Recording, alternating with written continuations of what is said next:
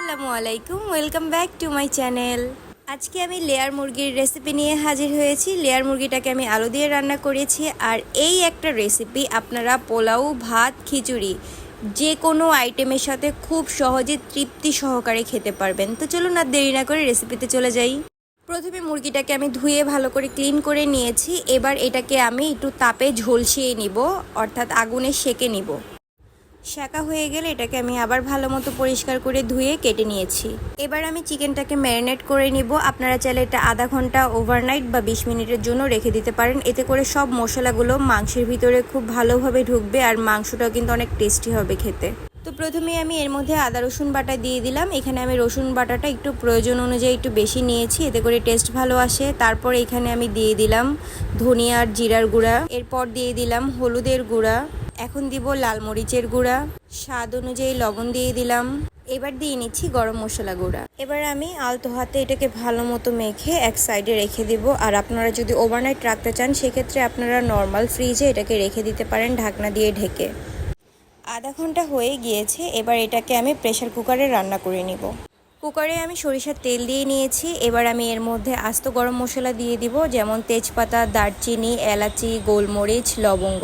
এবার ম্যারিনেট করা মাংসগুলো আমি দিয়ে নিচ্ছি। এবার আমি এর মধ্যে 2 কাপ পেঁয়াজ কুচি নিয়ে নিচ্ছি। এরপর আমি 4-5টা রসুন নিয়ে নিলাম, আস্ত রসুন। তারপর এখানে আদা রসুন বাটা ব্যবহার করব। দিয়ে দিলাম এর মধ্যে লাল মরিচের গুঁড়া, এরপর দিব হলুদের গুঁড়া, স্বাদ অনুযায়ী লবণ। এগুলো আপনাদের পরিমাণ অনুযায়ী আপনারা ব্যবহার করবেন। তারপর এখানে ভাজা জিরা ধনিয়ার গুঁড়া দিয়ে দিলাম প্রয়োজন অনুযায়ী। এবার আমি এর মধ্যে আলু দিয়ে নিচ্ছি। আলুগুলোকে ছিলে পানিতে ভিজিয়ে রেখেছিলাম, সেই আলুগুলো এখানে দিয়ে নিলাম। এখন পরিমাণ মতো পানি দিয়ে নিচ্ছি। পানির পরিমাণটা বুঝে শুনে দিতে হবে প্রেসার কুকারে, নয়তো যখন সিটি দিবে পানিগুলো সব বেরিয়ে আসবে আর মাংস থেকেই কিন্তু পানি ছাড়বে। তাই পানির পরিমাণটা একদম বুঝে শুনে কম দিতে হবে। আপনারা ঠিক যতটুকু দেখতে পাচ্ছেন যে মাংসের অনেকটা নিচে কিন্তু পানি, ঠিক এতটুকু পানিই কিন্তু আমি ব্যবহার করেছি। একটু ভালো করে মিশিয়ে এবার আমি প্রেসার কুকারের ঢাকনাটা দিয়ে নিব। চুলার আঁচটা হাই হিটে রেখে এটাতে আমি 2টা সিটি দিয়ে নিব। 2টা সিটির পরে এটার চুলাটা আমি অফ করে নিব।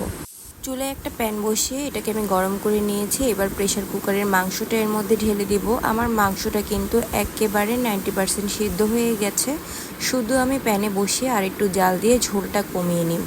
কুকারটাকে আমি একটু গরম পানি দিয়ে ধুয়ে সেই পানিটা অ্যাড করে নিচ্ছি। যেহেতু কুকারে অনেক মশলা লেগেছিল তাই এটা ধুয়ে আর একটু পানি অ্যাড করে নিলাম। 4-5টা আস্ত কাঁচামরিচ দিয়ে নিলাম। এখন অল্প করে পেঁয়াজের বেরেস্তা দিয়ে নিব। এটা কিন্তু অপশনাল, আপনারা চাইলে দিবেন, না চাইলে দিবেন না। আপনারা দেখতে পাচ্ছেন আমার তরকারির ঝোলটা কিন্তু টেনে এসেছে। এর মধ্যে আমি চুলাটা অফ করে নিব। আমার রান্নাটা কমপ্লিট। এবার আমি এটা আপনাদেরকে পরিবেশন করে দেখিয়ে দিচ্ছি এটা কতটা সুন্দর হয়েছে। আমার রেসিপি ফলো করে আপনারা এভাবে একবার লেয়ার মুরগিটা রান্না করে দেখতে পারেন। বিশ্বাস করেন এটা কিন্তু খুবই টেস্টি হয় আর সব ধরনের খাবারের সাথেও কিন্তু মানানসই হয়। ভিডিওটি কেমন লেগেছে অবশ্যই নিচে কমেন্ট করতে ভুলবেন না আর ভিডিওতে একটি লাইক করতে ভুলবেন না। ধন্যবাদ, সবাই ভালো থাকবেন। আসসালামু আলাইকুম।